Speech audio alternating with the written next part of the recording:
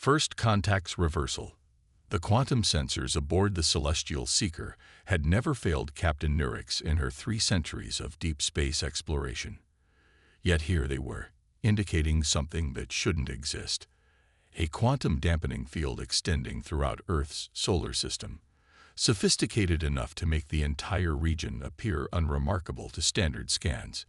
Impossible, she muttered, her iridescent scales shifting from their usual calm blue to a troubled violet. Run the diagnostic again. Her first officer, Telvac, a towering insectoid whose crystalline exoskeleton caught the starlight filtering through the bridge's viewport, clicked his mandibles thoughtfully. Third diagnostic shows the same result, Captain. The field is there, and it's far beyond anything we've seen from a pre-contact civilization. The Galactic Exploration Corps have been monitoring Earth for centuries, categorizing it as another developing world slowly working its way toward the stars. Their last survey, mere decades ago, showed humans still struggling with primitive chemical rockets and basic orbital stations. Nothing in their developmental models predicted this level of advancement. Send the standard greeting package, Nurix ordered, following first contact protocols despite her growing unease. Let's see how they... Captain, Telvac interrupted, his antennae twitching rapidly. We're being hailed. The signal, it's coming through our secure quantum channel. Before Nurix could respond, the ship's holographic display activated, revealing a human figure. The being appeared remarkably ordinary, bipedal, dressed in simple dark clothing, with graying hair and laugh lines around the eyes.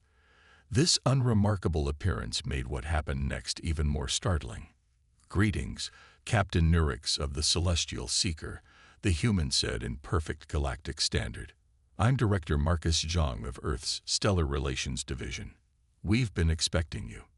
Nurix's scales flickered through a rainbow of colors before settling on a shocked white. How did you? Our presence should be undetectable at this range. Zhang smiled, the expression somehow both welcoming and knowing. Captain, did you ever wonder why Earth's development appeared to progress so predictably? Why every survey showed exactly what you expected to see? The implications hit Nurix like a gravitational wave. You've been aware of us all this time. Since your 3rd survey mission, yes. We detected your quantum wake signatures 200 years ago. Rather than announce ourselves then, we decided to study those who were studying us. Zhang's eyes twinkled. It's amazing what you can learn when everyone assumes you're not paying attention. Telvac's crystalline form sparkled with agitation. But the energy requirements alone for maintaining a solar system-wide quantum dampening field would be impossible using conventional methods, Zhang finished. That's where human ingenuity came in. You see, we discovered that the universe doesn't care much for our assumptions about what's possible and what isn't. We found that by approaching quantum mechanics from a completely different perspective, well, perhaps that's a discussion better had in person. Nurix found herself torn between diplomatic protocol and scientific curiosity. The humans hadn't just achieved the impossible. They'd done it while maintaining the galaxy's longest-running deception. You're inviting us to Earth. Of course. We've prepared appropriate facilities, and I believe you'll find our quantum coffee particularly interesting. Zhang paused, his expression growing more serious. Captain, we know the Galactic Exploration Corps has protocols for first contact scenarios. But I think we both know this isn't a typical first contact situation. We're not reaching for the stars. We've been among them for longer than you realize. The question is, are you ready to learn how much your civilization might have missed by assuming you knew all the answers? The bridge fell silent as Nurix considered the implications. Everything she knew about technological progression, about the natural order of civilizational development, had just been upended. And yet, beneath her professional caution, she felt something she hadn't experienced in centuries: genuine wonder. Send us the coordinates, Director Zhang, she finally said. It seems we have much to learn from each other. As the transmission ended, Nurix turned to her first officer. Telvac, record this in the ship's log as first contact with Earth, and add a personal note. Today marks the first time In galactic exploration court history that a pre-contact civilization made first contact with us. The celestial seeker adjusted its course toward Earth, its sensors still struggling to penetrate the quantum dampening field. As they approached, Nurix couldn't shake the feeling that the galaxy was about to change in ways no one had anticipated. Humanity hadn't just caught up to the galactic community. They'd been waiting to reveal just how far ahead they might be. The real question wasn't how humans had achieved all this in secret. The question was, what else had they discovered while the galaxy wasn't watching? The hidden edge.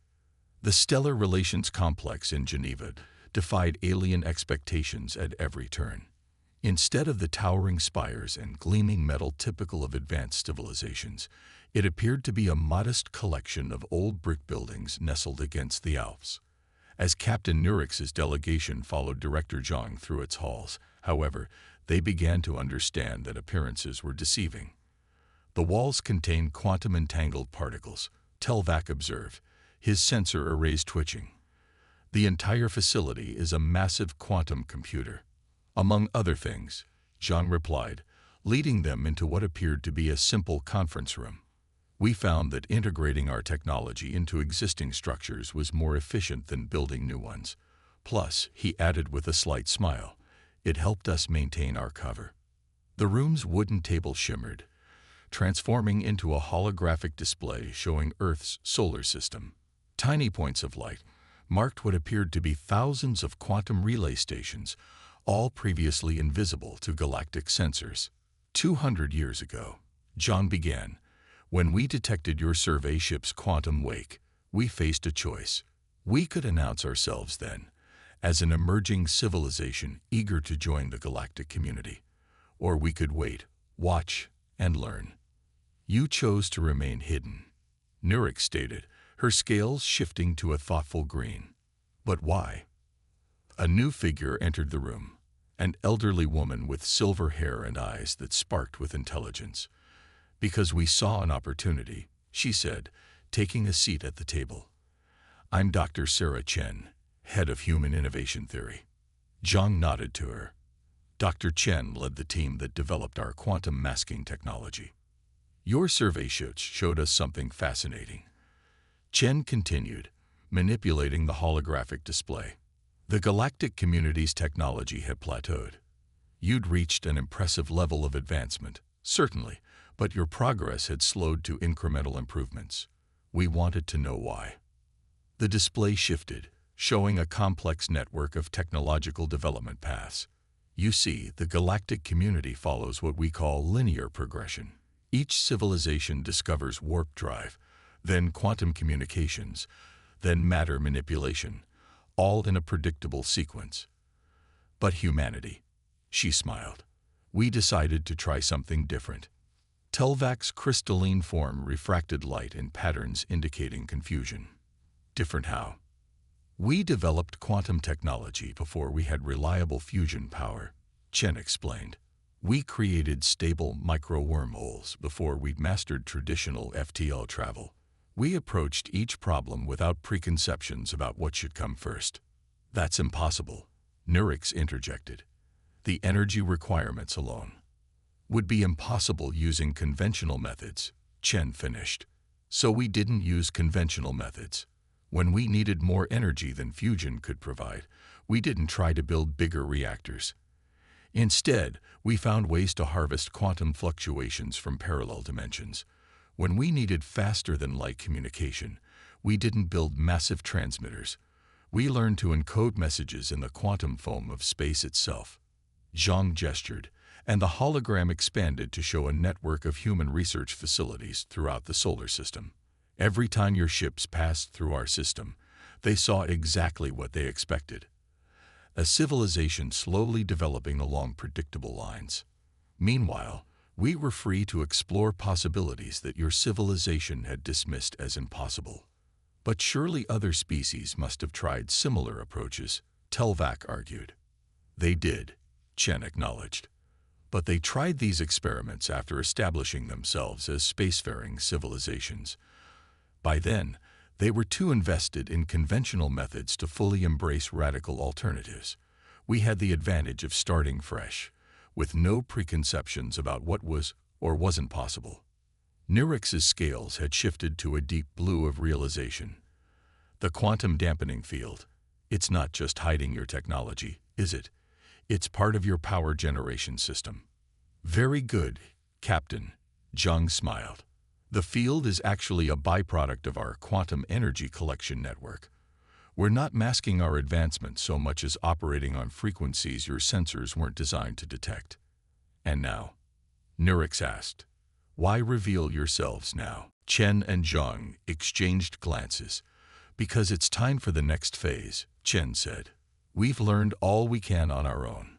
More importantly, we've seen concerning developments in the galaxy, threats that the current galactic powers aren't prepared to face. The hologram shifted one final time, showing what appeared to be distortions in the fabric of space itself.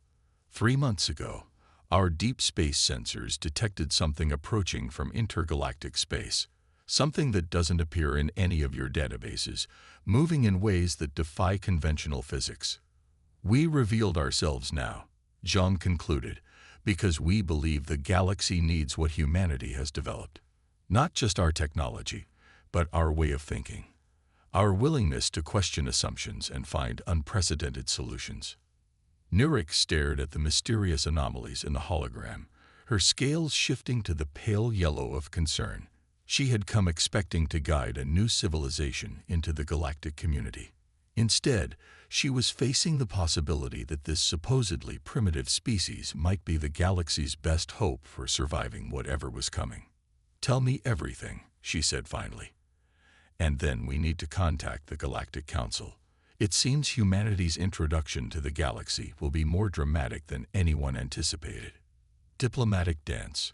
The Grand Chamber of the Galactic Council on Centaurus Prime had never been so crowded. Representatives from over 300 civilizations packed the circular arena, their varied forms creating a living tapestry of scales, crystalline structures, bioluminescence, and more exotic physiologies. The chamber's quantum crystal walls, normally a serene blue, pulsed with agitated patterns reflecting the collective tension. At the center of it all stood Director Marcus Zhang and Dr. Sarah Chen, appearing remarkably calm for two humans who had just thrown the galaxy's political structure into chaos. This is unprecedented, thundered High Counselor Vexnar, his energy form crackling with barely contained agitation. You claim to have not only bypassed standard technological progression, but also detected a threat that our combined sensor networks somehow missed. That's correct, Zhang replied, his voice steady. Though I would argue that we didn't bypass technological progression, we simply approached it from different angles. Different angles, scoffed Representative Catal of the Meridian Confluence, her crystalline form refracting light in patterns of skepticism. You expect us to believe that a species barely out of their gravity will somehow revolutionize quantum mechanics. Dr. Chen stepped forward, activating a holographic display that filled the chamber. Perhaps a demonstration would be helpful. She made a subtle gesture, and suddenly the quantum crystal walls of the chamber shifted from blue to a deep purple. We've just redirected the quantum flow powering this facility through what we call a dimensional fold. You're now using about 1,000th of the energy you were before, with no loss in functionality. The chamber erupted in shocked murmurs as dozens of personal sensors confirmed her claim. Captain Nurix, watching from her designated observation post, noticed her scales involuntarily shifting to match the new color of the walls. This is exactly what concerns us, declared Ambassador Zin of the Technocratic Systems. The robotic entity's voice modulation betrayed unusual emotion. If what you say is true, your technology represents a fundamental shift in power dynamics. The stability of our civilization depends on the predictable progression of member species. And therein lies the problem, Zhang countered. Your dedication to predictability has become a weakness. The entity we detected approaching from intergalactic space, we believe it's specifically targeting civilizations that follow conventional technological paths. The holographic display shifted to show the anomalies their sensors had detected. These distortions aren't random, Chen explained. They're deliberate alterations of space-time, created by something that understands how our standard detection systems work and knows exactly how to avoid them. Something that's encountered civilizations like ours before.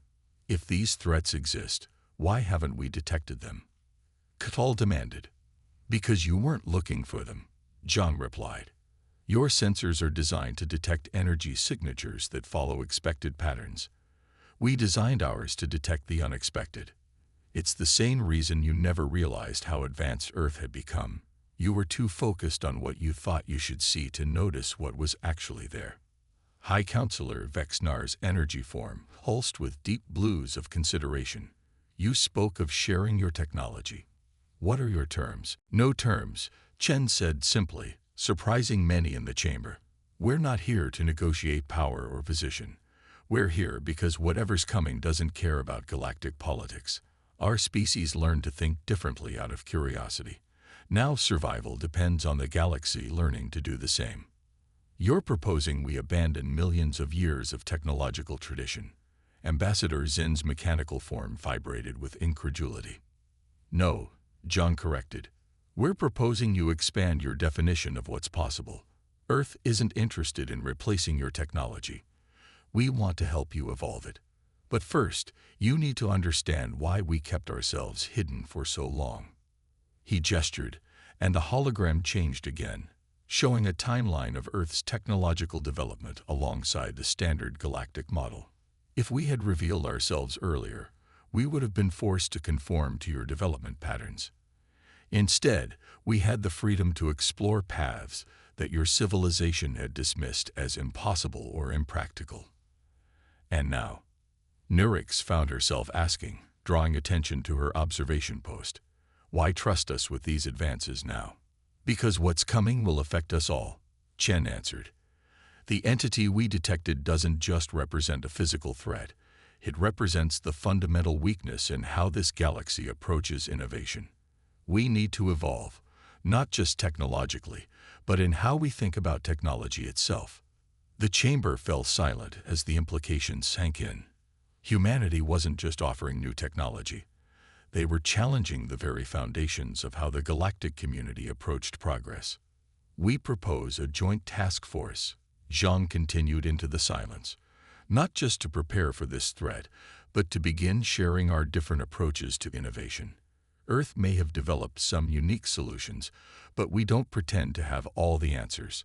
Together, combining your millennia of experience with our fresh perspective, we might discover possibilities that neither of us could have imagined alone. High Counselor Vexnar's energy form stabilized into a pattern that indicated deep thought.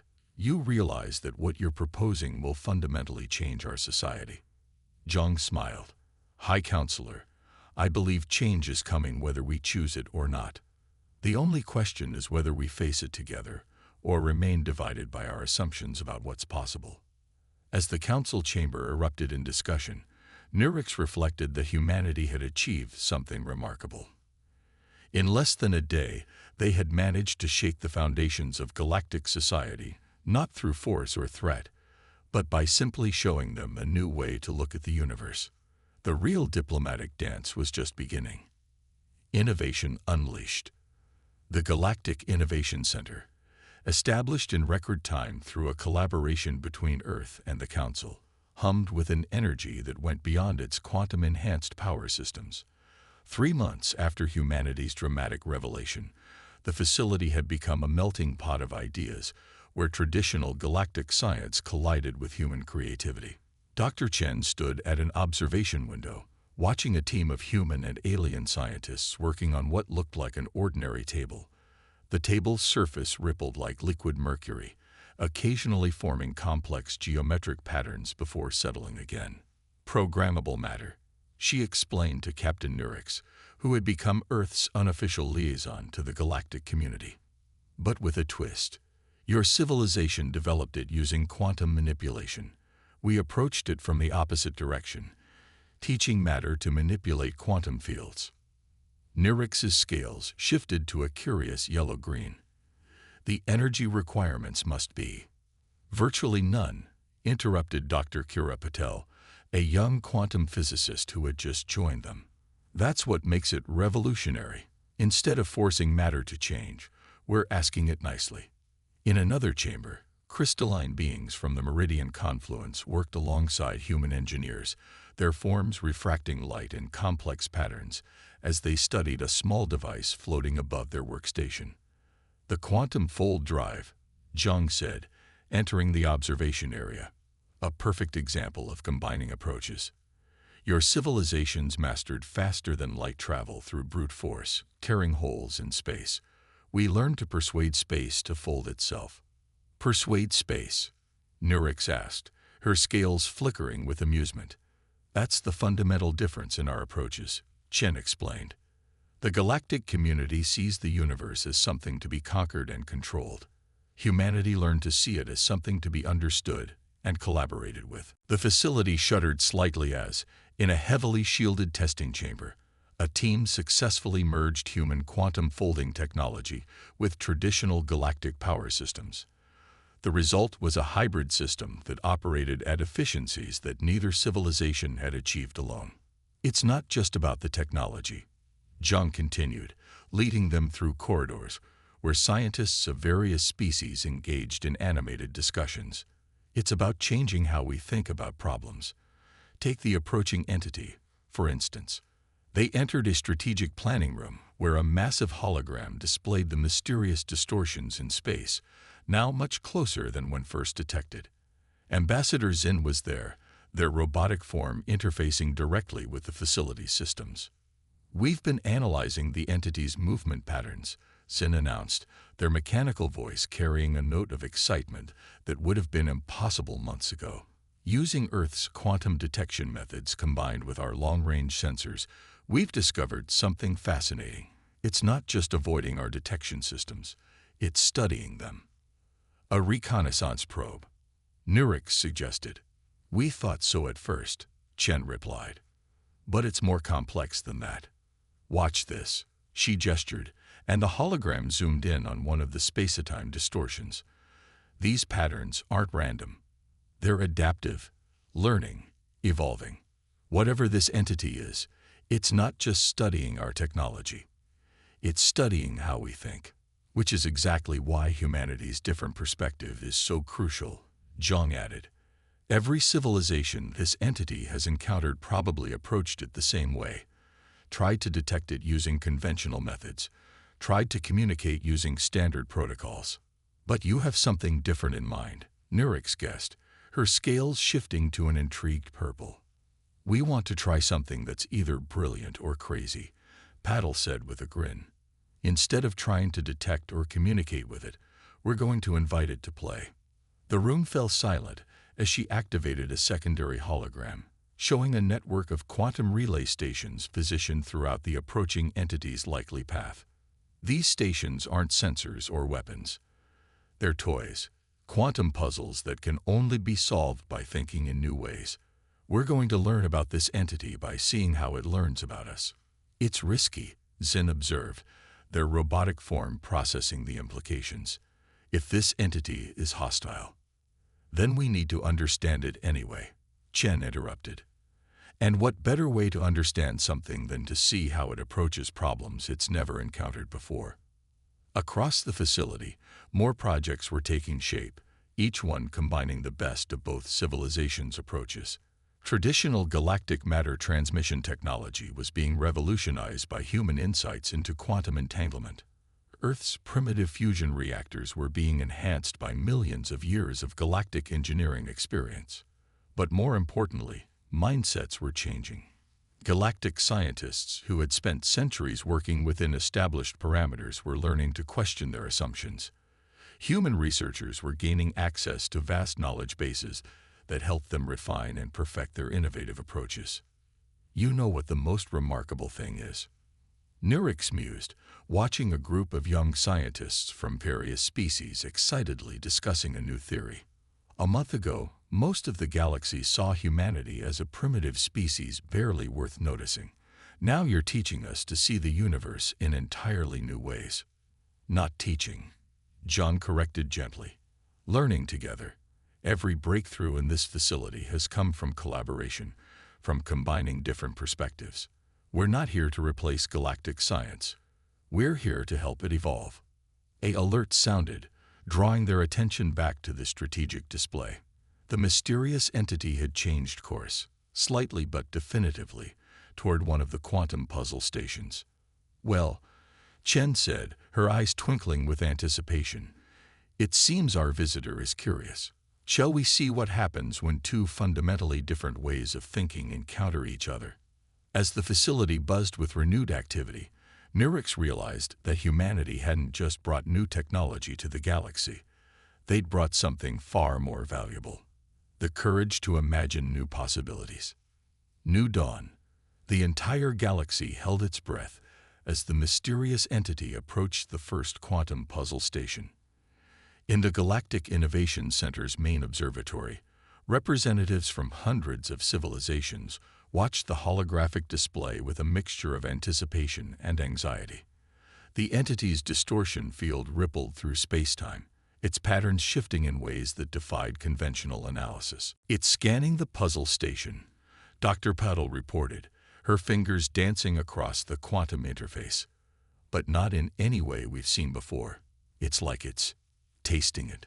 "Fascinating." Ambassador Zen's mechanical form hummed with excitement. "It's not just examining the quantum structures. It's exploring the theoretical frameworks behind them." The puzzle station, designed by the Human Galactic Collaboration Team, was more than just a test. It was an invitation to dialogue through pure mathematics and quantum mechanics, a way of communicating that transcended traditional barriers of language and physics. "Look at these patterns." Dr. Chen pointed to a series of quantum fluctuations emanating from the entity. "It's not just solving the puzzle. It's offering variations, suggesting alternative approaches. It's playing with us," Zhang said softly, a smile spreading across his face. "Just as we hoped it would." The entity's distortion field suddenly shifted, taking on a geometric pattern that exactly mirrored the puzzle station's quantum signature. Then, in a display that caused every sensor in the facility to light up, it transformed the space around itself into something entirely new, a bridge between its own physics and the known universe. "By all the stars," Nurix breathed, her scales shifting through colors faster than anyone had ever seen. "It's not an invader or a probe. It's a teacher." The entity's true nature became clear as it began transmitting data through the quantum puzzle network. It was an artificial intelligence created by a civilization from another galaxy, a civilization that had evolved beyond the physical realm entirely. It traveled from galaxy to galaxy, seeking out species that showed the potential to transcend their own limitations. "We were right," Chen said, examining the incoming data. "It was avoiding detection because it was testing us, waiting to see if any civilization would think to look for it in new ways. And humanity's approach proved we were ready." High Counselor Vexnar's energy form pulsed with understanding. "Not just Earth, but all of us together. Your species showed us how to break free from our rigid thinking, just in time to recognize this opportunity." The data streaming from the entity was staggering in its implications. It contained insights into physics that unified quantum mechanics and gravity, technologies that could reshape planets without harming them, and methods of consciousness transfer that could preserve civilizations beyond the life of their stars. But more importantly, it contained a warning. "There are things between the galaxies," Zhang explained as the translation systems processed the entity's message. "Things that feed on civilizations that become too predictable, too set in their ways. Our visitors' creators encountered them long ago. That's why they created these messengers, to find and teach civilizations that showed the potential to evolve beyond such threats. And humanity's quantum masking technology," Nurix realized, "our hidden development, we accidentally protected ourselves in exactly the right way." "Not just protected," Chen corrected. "We prepared. Every unconventional approach we developed, every assumption we challenged. We were unknowingly making ourselves ready for this moment." In the months that followed, the galaxy underwent a transformation more profound than any in its history. The merger of human creativity with galactic experience, catalyzed by the entity's knowledge, led to breakthroughs that would have seemed impossible a year earlier.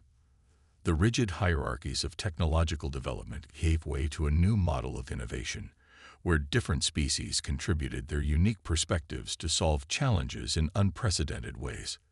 The quantum puzzle stations, originally designed to communicate with the entity, became a galaxy-wide network for sharing ideas and approaches across civilizations.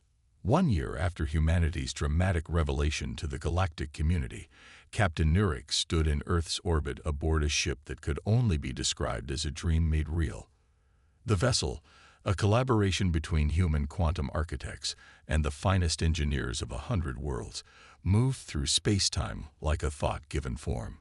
"Hard to believe it all started with us hiding from your survey ships," Zhang said, joining her at the observation window.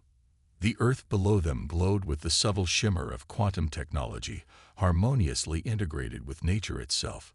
"You know what the entity's creators would say about that?" Chen added, her eyes twinkling.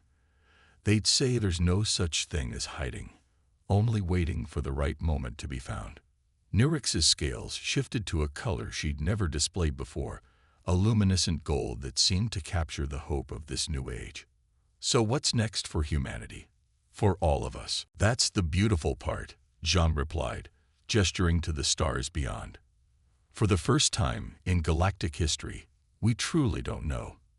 And that's exactly how it should be." In the space around them, ships of all civilizations moved in new ways, following paths that defied old limitations.